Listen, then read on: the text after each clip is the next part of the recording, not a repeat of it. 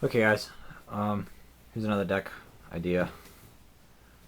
It's gonna be my first 5-color deck.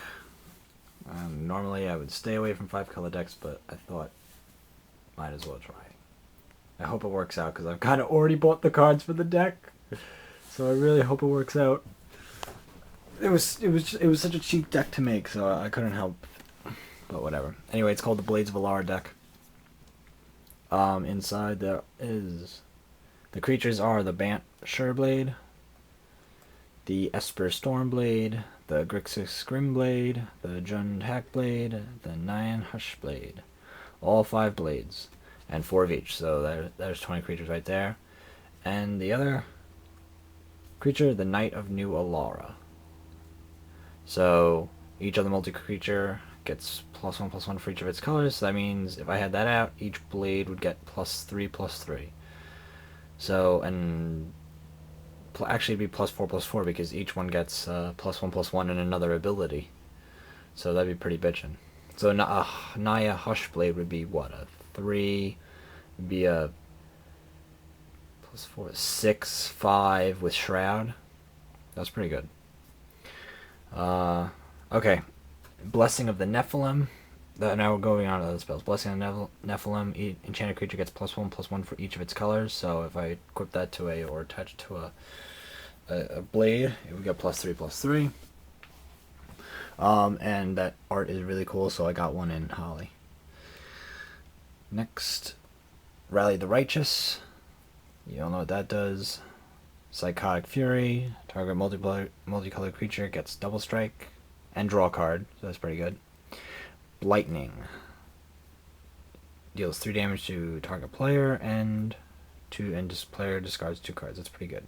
I may take out 2. Each of these other spells is copies of 4, but I may take 1. Like for example, I may take out a Blightning and I may take out a Psychotic Fury in place to put in 2 Alurin, which I found perusing the internet. Alurin, any player may play a creature card with total casting cost 3 or less whenever he or she could play an instant, and without paying its casting cost. So that's great. All my little blades would be free and have flash. Now there's the downside that if I were to facing like a weenie deck, they would be putting out things pretty quickly too. But if I'm facing a beefy deck or anything that's really I guess got bigger creatures, then I shouldn't be too afraid. But I only have 2, so it's not like I'll be playing it all the time. Now onto the lands. I have 4 Pillar of Peruns, and I have 1 of each. Actually, I have 2 Irrigation Ditch. Or was it Irrigation Ditch I think I have?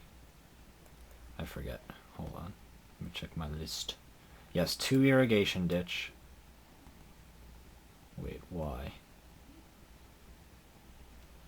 Oh, shit. I think I did something wrong. I shouldn't have done that. Should really only have 1. Well, I have 2 Irrigation Ditch now.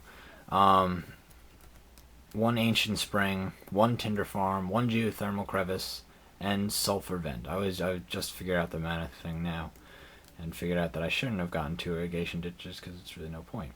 Anyway, so they're the 5 invasion lands.